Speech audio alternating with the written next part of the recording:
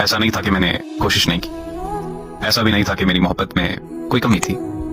मैंने दुआ भी मांगी और भीख भी, मैंने सजदे भी किए और परहेज भी, मैंने अपने आंसू भी बहाए और हाथ भी जोड़े, मैंने अपने दोस्त भी बदले और खुद की सोच को भी बदला, और सबसे बढ़कर मैंने उसकी खातिर खुद को बदला।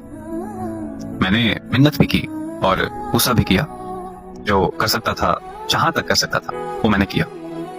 मैंने उससे वो वादे भी याद दिलाए जो उसने मुझसे किए थे। मगर जिसको जाना हो वो चला जाता है, वो लफ्जों की राज कहाँ रखता है। ये मिन्नत, ये समाजत, ये दुआएं, ये भीख सब बेकार जाती है।